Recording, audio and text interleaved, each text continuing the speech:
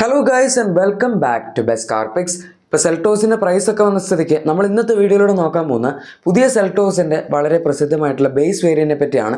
Sierra വെച്ച് compare ചെയ്യുമ്പം കുറച്ചധികം എക്സ്ട്രാ ഫീച്ചേഴ്സ് ഇതിനകത്ത് വരുന്നുണ്ട്. സിയറയ്ക്കും കുറച്ച് എക്സ്ട്രാ സാധനങ്ങളുണ്ട്. പക്ഷേ ഇതിൻ്റെ അകത്ത് ഇപ്പം HTEയും HT ഓപ്ഷനും നമ്മൾ രണ്ട് സംഭവങ്ങളും നോക്കും. ഓരോന്നിലുള്ള വ്യത്യാസങ്ങൾ എന്താണ് അതൊക്കെ നമ്മൾ ഇതിനകത്ത് പറയും. ഏതായാലും ഡിസൈനിൻ്റെ കാര്യത്തിലേക്ക് കിടക്കുകയാണെങ്കിൽ ഫ്രണ്ട് ഡിസൈനിൽ ബേസ് മോഡൽ അത്യാവശ്യം ഡിഫറൻസ് കാണാൻ പറ്റും. പക്ഷേ LED ഹെഡ് ലാംപ്സ് നമ്മൾ ബേസ് മോഡൽ പോലെ തന്നെ കിട്ടുന്നുണ്ട്. LED DRLസും ബേസ് മോഡൽ പോലെ തന്നെ കിട്ടുന്നുണ്ട്. പക്ഷേ ഗ്രില്ലെല്ലാം ഗ്ലോസി ബ്ലാക്ക് ആയിരിക്കില്ല, ഒരു മാറ്റ് ബ്ലാക്ക് ഫിനിഷാണ് കിട്ടുന്നത്. അത് മാത്രമേ വ്യത്യാസമുള്ളൂ. അതല്ലാതെ താഴത്തേക്ക് വരികയാണെങ്കിൽ നമുക്ക് സിൽവർ സ്കിപ്പ് പ്ലേറ്റും കാര്യങ്ങളൊക്കെ കിട്ടുന്നുണ്ട്. ബമ്പറിൻ്റെ ഡിസൈനൊക്കെ ടെക്ലൈൻ്റെ എല്ലാത്തിൻ്റെയും ഏകദേശം സിമിലർ ആണ്. ഇത്രയൊക്കെയാണ് നമുക്ക് ഫ്രണ്ടിൽ പറയാൻ പറ്റുന്ന ഡിഫറൻസ്. നിങ്ങളിനിപ്പോൾ ഇതിൻ്റെ HT ഓപ്ഷൻ എടുക്കുകയാണെങ്കിലും ഫ്രണ്ടിൽ ഇത്രയൊക്കെ തന്നെ ഉണ്ടാവുള്ളൂ, അല്ലാണ്ട് അഡീഷണൽ ആയിട്ടൊന്നും കിട്ടില്ല. ടോപ്പ് എൻഡിൽ വരുന്ന ഹെഡ്ലൈറ്റ്സ് LED ആണെങ്കിലും അതിൻ്റെ മൊത്തത്തിലുള്ള പാറ്റേണിൽ കുറച്ച് വ്യത്യാസമുണ്ട്. ഇത് കുറച്ചും കൂടെ ബേസിക് ആയിട്ടുള്ള നമ്മുടെ റിഫ്ലക്ടർ ബേസ്ഡ് ആയിട്ടുള്ള LED ലൈറ്റ്സ് ആണ്. ഇനി സൈഡിലേക്ക് വരികയാണെങ്കിൽ HTE വേരിയൻറ്റിൽ നമുക്ക് 16 ഇഞ്ച് നോർമൽ സ്റ്റീൽ വീൽസ് മാത്രമേ കിട്ടുന്നുള്ളൂ. അതായത് സാധാരണ വീൽസിനകത്ത് വീൽ ക്യാപ്പായിട്ടാണ് തരുന്നത്. ഇനി നിങ്ങൾ HTE ഓപ്ഷൻ എടുക്കുകയാണെങ്കിൽ ഞാൻ ഇതിൻ്റെ പ്രൈസ് ഡിഫറൻസും വേർത്തിട്ടാണ് എല്ലാ കാര്യങ്ങളും പറയാം. ഏതായാലും HTE ഓപ്ഷൻ എടുക്കുകയാണെങ്കിൽ നമുക്ക് സ്റ്റൈലൈസ്ഡ് 16 ഇഞ്ച് വീൽസ് ആയിരിക്കും കിട്ടുന്നത്. അതായത് സംഭവം സ്റ്റീൽ വീൽസ് ആയിരിക്കും, അതിൻ്റെ മുകളിൽ അവരൊരു വീൽ ക്യാപ്പ് ഇട്ട് നമുക്ക് അലോയ്സ് പോലെ കാണിക്കുന്ന രീതിയിൽ തരും, അത്രേ ഉള്ളൂ. പക്ഷേ സിയറയുടെ ബേസ് മോഡൽ എന്ന് പറഞ്ഞാൽ 17 ഇഞ്ച് വീൽസ് ആണ് വരുന്നത്. ഇതിനകത്ത് നമുക്ക് 16 ഇഞ്ച് വീൽസ് ആണ് ബേസ് രണ്ട് വേരിയൻസിനും കിട്ടുന്നത്. ഇനി സൈഡ് ഡിസൈൻ അല്ലാണ്ട് വേറെ വ്യത്യാസമൊന്നുമില്ല. ഓവർവീംസിൻ്റെ ഡിസൈനൊക്കെ സെയിം ആണ്. ഇലക്ട്രിക്കലി അഡ്ജസ്റ്റബിൾ ഓവർവീംസ് ആണ്. ഓട്ടോ ഫോൾഡ് ഇല്ല, ഇലക്ട്രിക് ഫോൾഡിങ്ങും ഇല്ല. പക്ഷേ നമ്മുടെ ഡോർ ഹാൻഡിൽസിൻ്റെ ഡിസൈൻ എല്ലാം ഫ്ലഷ് ഫിറ്റിംഗ് തന്നെയാണ് വരുന്നത്. മാനുവൽ ആണ്, പക്ഷെ എന്നാലും അത് കൊടുത്തിട്ടുണ്ട്. പിന്നെ ഷാർക്ക് ഫിൻ ആൻറ്റിനെയും അതുപോലെ തന്നെ ഈവൻ നമുക്ക് സ്പോയിലർ വരെ ബേസ് മോഡൽ പോലെ അവർ കൊടുക്കുന്നുണ്ട്. High mount stop lamps LED ആവുന്നത് ഇതിൻ്റെ തൊട്ട് മുകളിലത്തെ വേരിയൻ്റ് മുതലാണ്. അതുപോലെ കണക്റ്റഡ് ടെയിൽ ലാംപ്സ് വരുന്നത്, അതായത് വർക്കിംഗ് ടെയിൽ ലാംപ്സ് വരുന്നതും HT ഓപ്ഷനിൽ തൊട്ടാണ്. നമുക്ക് ബേസ് മോഡൽ പോലെ കണക്റ്റഡ് ടെയിൽ ലാംപ്സ് കിട്ടുന്നില്ല. പക്ഷേ സ്റ്റിൽ ആ ഒരു ആക്സൻസ് ഒക്കെ കൊടുത്തിരിക്കുന്നതുകൊണ്ട് അധികം ബേസ് മോഡൽ പോലെ തോന്നില്ല. പിന്നെ ബമ്പറിൻ്റെ ഡിസൈനിലൊക്കെ നമുക്ക് ആ സിൽവർ സ്കിപ്പ് പ്ലേറ്റ്സ് ഒക്കെ കൊടുത്ത് ബേസ് മോഡൽ അത്യാവശ്യം നീറ്റാക്കി തന്നെ വെച്ചിട്ടുണ്ട്. HT ഓപ്ഷൻ എടുക്കുകയാണെങ്കിൽ high mount stop lamps LED ആവും, അതുപോലെ കണക്റ്റഡ് ടെയിൽ ലാംപ്സ് വരും. അതാണ് വ്യത്യാസം വരുന്നത്. ഇത്രയൊക്കെയാണ് നമുക്ക് എക്സ്റ്റീരിയർ ഡിസൈൻ്റെ കാര്യത്തിൽ ഈ വണ്ടി ഡിഫറൻഷ്യേറ്റ് ചെയ്യാൻ പറ്റുന്നത്. ബേസ് മോഡൽസിൻ്റെ ഒരു രീതി വെച്ച് നോക്കുമ്പോൾ എക്സ്റ്റീരിയർ അത്യാവശ്യം ഡീസൻ്റ് ആണ്. നിങ്ങൾ അലോയ് മാത്രം ഇട്ട് കഴിഞ്ഞാൽ വണ്ടി അത്യാവശ്യം കാണാനൊക്കെ ലുക്കാവും. ആവശ്യത്തിനുള്ള LED ലൈറ്റ്സും കാര്യങ്ങളൊക്കെ ഇതിൻ്റെ അകത്ത് ഒരു കമ്പനി തന്നെ കൊടുക്കുന്നുണ്ട്. അതുകൊണ്ട് അത് അപ്ഗ്രേഡ് ചെയ്യേണ്ട ആവശ്യമില്ല. ഇനി ഇൻറ്റീരിയറിലേക്ക് വരികയാണെങ്കിലും കിയ അതിൻ്റെ പ്രൈസ് പോയിൻ്റ് ഒക്കെ വെച്ച് നോക്കുമ്പോൾ ഒരുപാട് നല്ല ഫീച്ചേഴ്സ് കൊടുത്തിട്ടുണ്ട്. First of all dashboard layout നിങ്ങൾ നോക്കുകയാണെങ്കിൽ തന്നെ അത്യാവശ്യം നല്ല ആ ഒരു ടോപ്പ് എൻഡിൻ്റെ അതേ ലേഔട്ട് തന്നെയാണ്. ആൻഡ് നമുക്ക് സ്റ്റിയറിംഗ് വീൽ നോക്കാനാണെങ്കിലും കാണാം, ടോപ്പ് എൻഡിൽ വരുന്ന അതേ സ്റ്റിയറിംഗ് വീലല്ല, പക്ഷെ എന്നാലും കുറച്ച് വ്യത്യാസമായിട്ടുള്ള എന്നാൽ സ്റ്റിയറിംഗ് മോഡ് കൺട്രോൾസ് അതിനകത്ത് വരുന്നുണ്ട്. പിന്നെ cruise control with speed limiter അത് നമുക്ക് ബേസ് മോഡൽ മുതൽ തന്നെ കിട്ടുന്നുണ്ട്. ആക്ച്വലി അതൊരു ഗംഭീര ഫീച്ചറാണ്. ഇപ്പോൾ ആരും ബേസ് മോഡൽ മുതൽ അങ്ങനെ ക്രൂസ് കൺട്രോൾ ഒന്നും കൊടുക്കുന്നില്ല. സിയറിൽ സെക്കൻഡ് ബേസ് മുതലാണ് ടാറ്റ ക്രൂസ് കൺട്രോൾ ഓഫർ ചെയ്യുന്നത്. ഈവൻ സിയറുടെ ബേസ് മോഡൽ സ്റ്റിയറിംഗ് മൗണ്ടഡ്, അതായത് ഓഡിയോ കൺട്രോൾസും സാധനങ്ങളൊന്നും ഇല്ല, കാരണം ഇതിൽ ഇൻഫോർട്ടൈൻമെന്റ് സിസ്റ്റം ഇല്ലല്ലോ. ഇനി ഇൻസ്റ്റോൺ ലിസ്റ്റർ നോക്കുകയാണെങ്കിലും നമുക്ക് അതിൻ്റെ അകത്ത് ഫുള്ളി ഡിജിറ്റൽ ആയിട്ടുള്ളൊരു യൂണിറ്റ് ആണ്. പക്ഷേ അതിൻ്റെ അകത്ത് സ്പീഡോമീറ്ററും അതുപോലെ നമ്മുടെ മറ്റേ സ്പീഡും സാധനങ്ങളെല്ലാം വേറെ വേറെ മീറ്ററിലാണ് കാണിക്കുന്നതെന്ന് മാത്രം.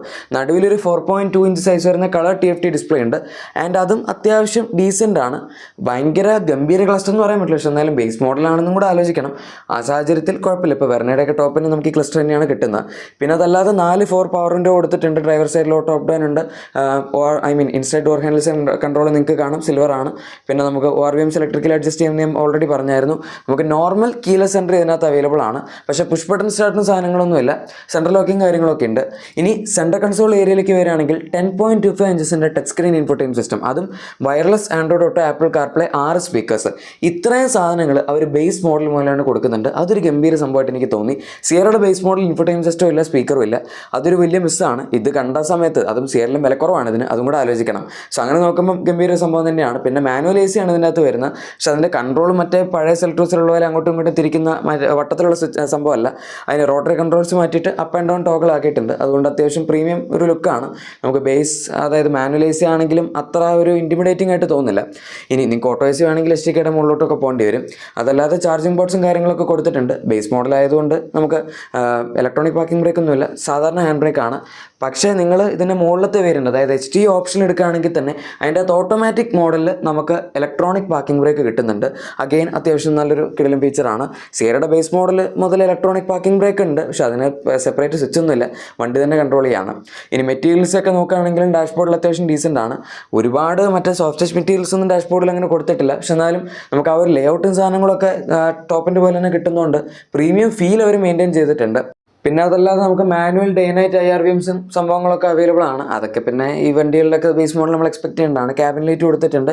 ഇതിൻ്റെ അകത്ത് സൺഗ്ലാസ് ഹോൾഡർ അവർ കാണിക്കുന്നുണ്ട്, ബട്ട് അത് ശരിക്കുള്ള വണ്ടിയിൽ ഉണ്ടാവുമെന്ന് അറിയില്ല, കാരണം ഇത് ജസ്റ്റ് കൺഫിഗറേറ്ററാണ്. ഇനി അഗൈൻ നിങ്ങൾ HT ഓപ്ഷനിൽ ഓട്ടോമാറ്റിക് വേരിയൻ്റ് എടുക്കുകയാണെങ്കിൽ കിട്ടുന്ന വേറെ കുറച്ച് സംഭവങ്ങളുണ്ട്. ഒന്ന് ഡ്രൈവ് മോഡ്സ് ആണ്, നമുക്ക് മൾട്ടിപ്പിൾ ഡ്രൈവ് മോഡ്സ് കിട്ടും. പിന്നെ ട്രാക്ഷൻ മോഡ്സ്, അതായത് മറ്റേ വെറ്റ്, സാൻഡ്, മഡ് അതൊക്കെ ഇതിൻ്റെ അകത്ത് കിട്ടും. അങ്ങനെയൊക്കെ ആയിട്ട് കുറച്ച് സംഭവങ്ങൾ. പിന്നെ പാഡൽ ഷിഫ്റ്റേഴ്സ് ഓട്ടോമാറ്റിക് എടുക്കുകയാണെങ്കിൽ കിട്ടും, അതൊക്കെ ഉണ്ട്. സീറ്റിൻ്റെ വ്യത്യാസം ആക്ച്വലി വന്നിട്ടുണ്ട്. നമുക്ക് ബേസ് മോഡലിൽ കിട്ടുന്ന ഫാബ്രിക് സീറ്റ്സ് ആണ്, സാധാരണ സീറ്റ്സ് ആണ്. പക്ഷേ HT ഓപ്ഷനിലേക്ക് വരുമ്പോഴേക്കും ലെതർ പിൻ സീറ്റ്സ് അവർ ഇതിൻ്റെ തൊട്ട് മുകളിലത്തെ വേരിയൻ്റ് പോലെ തന്നെ കൊടുക്കുന്നുണ്ട്. അഗൈൻ വളരെ ഇൻട്രസ്റ്റിംഗ് ആയിട്ടുള്ളൊരു ഫീച്ചറാണ്. പൊതുവെ മിക്ക കമ്പനികളും അത് ടോപ്പ് എൻഡിൽ മാത്രമേ കൊടുക്കാറുള്ളൂ. ഇതിൻ്റെ സീറ്റ്സിൻ്റെ അതായത് മൾട്ടി കളർ തീമിലാണ് കൊടുത്തിരിക്കുന്നത്. ഒരു ബ്ലാക്കും അതുപോലെ ആഷ് കളർ അല്ലെങ്കിൽ ഒരു ഡാർക്ക് ഗ്രേ പോലത്തെ കളറാണ് കൊടുത്തിരിക്കുന്നത്. പിന്നെ ബാക്കിൽ നമുക്ക് ഈ വേരിയന്റിൽ അഡ്ജസ്റ്റബിൾ ഹെഡ് റെസ്റ്റുകൾ കിട്ടുന്നില്ല, 3 ഫിക്സ്ഡ് ആണ്. പക്ഷേ ഇതിന് തൊട്ടുമുള്ള അതായത് HT ഓപ്ഷൻ എടുക്കുകയാണെങ്കിൽ നമുക്ക് ബാക്കിൽ 3 അഡ്ജസ്റ്റബിൾ ഹെഡ് റെസ്റ്റുകൾ കിട്ടും. അതുപോലെ ബാക്കിൽ ആംറസ്റ്റും ഇതിന് തൊട്ട് മുകളിലത്തെ വേരിയന്റ് പോലെ വരും, കപ്പ് ഹോൾഡേഴ്സ് ഒക്കെ ഉള്ളത്. ബേസ് മോഡൽ പക്ഷേ ബാക്കിൽ ആംറസ്റ്റ് ഒന്നുമില്ല. പക്ഷേ ഫ്രണ്ടിൽ ആംറസ്റ്റ് നിങ്ങൾക്ക് ബേസ് മോഡൽ പോലെ തന്നെ സ്റ്റാൻഡേർഡ് ആയിട്ട് കിട്ടുന്നൊരു സംഭവമാണ്. അതിൻ്റെ അകത്ത് സ്റ്റോറേജും സാധനങ്ങളൊക്കെ ഉണ്ട്. പിന്നെ ബാക്കിലാണെങ്കിൽ 3 പോയിന്റ് സീറ്റ് ബെൽറ്റ്സ് സ്റ്റാൻഡേർഡ് ആയിട്ട് കിട്ടുന്നതാണ്. സേഫ്റ്റിയുടെ കാര്യം എടുക്കുകയാണെങ്കിൽ 6 air bags, ABS, TBD, electronic stability program, hill start assist, പിന്നെ 4 ഡിസ്ക് ബ്രേക്സ്, നമ്മുടെ മറ്റേ ടയർ പ്രഷർ മോണിറ്ററിംഗ് സിസ്റ്റം, എല്ലാ സാധനങ്ങളും സ്റ്റാൻഡേർഡ് ആണ്.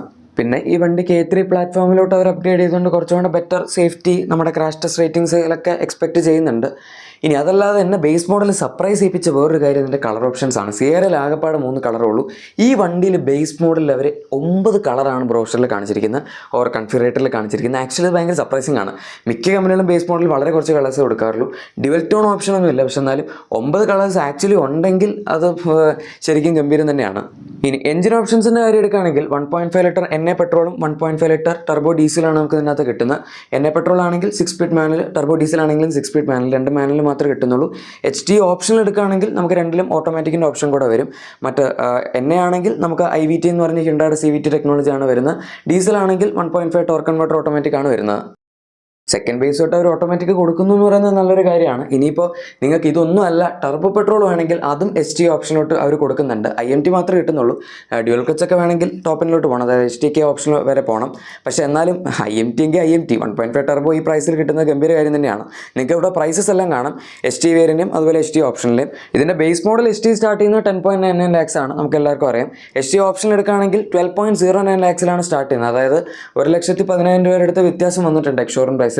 ആ പ്രൈസ് സത്യം പറഞ്ഞാൽ ജസ്റ്റിഫൈ ചെയ്യാനുള്ള ഒരുപാട് ഫീച്ചേഴ്സ് അതിൻ്റെ അകത്തില്ല, കുറച്ച് ഫീച്ചേഴ്സേ ഉള്ളൂ. ബട്ട് സ്റ്റിൽ ഒരു ആവറേജ് ആയിട്ടുള്ള സംഭവമാണെന്ന് പറയാം. ബേസ് മോഡൽ മാക്സിമം കുറച്ചൊക്കെ അവർ നോക്കി, അതാണ് സംഭവം.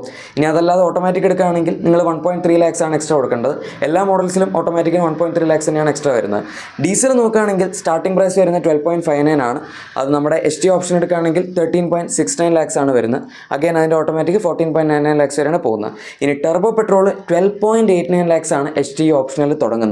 അഗൈൻ ഈ പ്രൈസിൽ നമുക്ക് വേറൊരു ഒറ്റ വണ്ടിക്ക് ഇത്രയും പവർ കിട്ടില്ല. അതായത് ഓൺ റോഡ് ഏകദേശം ഒരു 16 ലക്ഷം രൂപയ്ക്ക് താഴത്തായിട്ട് നമുക്ക് ഈ വണ്ടി കിട്ടും. IMT ആണെങ്കിലും പവറിൻ്റെ കാര്യത്തിലൊരു രക്ഷ ഉണ്ടാവില്ല. പൊതുവേ ഒരു ടോപ്പിന് മാത്രമേ ടർബോ കൊടുക്കാറുള്ളൂ, അതാണ് ഇങ്ങനെ പറഞ്ഞത്. എനിവേ ഇതാണ് നമ്മുടെ സെൽറ്റോസിൻ്റെ ബേസ് മോഡലിൻ്റെ റിവ്യൂ. എനിക്ക് സിയറയേക്കാൾ കുറച്ചും കൂടെ ബെറ്റർ ആയിട്ട് തോന്നിയത് എൻ്റെ ബേസ് മോഡലാണ്. സിയറിൽ കീലെസ് എൻട്രിയും പുഷ് ബട്ടൺ സ്റ്റാർട്ടൊക്കെ ഉണ്ട്, പിന്നെ ഇലക്ട്രോണിക് പാർക്കിംഗ് ബ്രേക്ക് ഉണ്ട്, 17 ഇഞ്ച് വീൽസ് ഉണ്ട്, അങ്ങനത്തെ കുറച്ച് അഡ്വാൻറ്റേജ് ഒക്കെയാണ് വരുന്നത്. പിന്നെ ബേസ് മോഡൽ പോലെ കണക്റ്റഡ് DRലും കണക്റ്റഡ് ടെയിൽ ലാമ്പും എല്ലാ സാധനങ്ങളും ഉണ്ട്. ഈ വണ്ടിയിൽ നമുക്ക് കുറച്ചും കൂടെ ഫംഗ്ഷണൽ ആയിട്ടുള്ള സാധനങ്ങളൊക്കെയാണ് കിട്ടുന്നത്. മറ്റേ വണ്ടി എടുത്താൽ നിങ്ങൾ എന്തായാലും പുറത്തുനിന്ന് പണിയെടുക്കേണ്ടി വരും, അതായത് ഇൻഫോർടൈൻമെന്റ് സിസ്റ്റം ഒക്കെ വെച്ച് സ്പീക്കറും വെക്കേണ്ടി വരും. ഇതാകുമ്പം ജസ്റ്റ് എടുത്ത് അങ്ങനെ തന്നെ നമുക്ക് ഓടിക്കാനാണെങ്കിലും വലിയ കുഴപ്പമൊന്നുമില്ല, യൂസബിളായിട്ട് ഓടിക്കാൻ പറ്റും. എന്തായാലും ഗൈസ് ഈ വേരിയന്റിനെ പറ്റിയുള്ള നിങ്ങളുടെ അഭിപ്രായം താഴെ കമൻസിൽ പറയാം. പിന്നെ നിങ്ങളുടെ എക്സിസ്റ്റിംഗ് വാഹനത്തിന് എന്തെങ്കിലും ആക്സറീസോ ക്ലീനിങ് പ്രോഡക്ട്സ് ഒക്കെ വേണമെങ്കിൽ നമ്മുടെ ഡിസ്ക്രിപ്ഷനിലെ പ്രൊഡക്ട്സ് ടാബ് തീർച്ചയായും ചെക്കൗട്ട് ചെയ്തേക്കാം. വീഡിയോ ഇഷ്ടപ്പെട്ടെങ്കിൽ ഉറപ്പായിട്ടും ലൈക്കും സബ്സ്ക്രൈബും ഷെയറും കൂടെ ചെയ്ത് നമ്മളെ സപ്പോർട്ട് ചെയ്യാൻ മറക്കണ്ട. നമുക്ക് മറ്റൊരു വീഡിയോയിൽ കാണാം. അതുവരെ thank you for watching A video and good bye.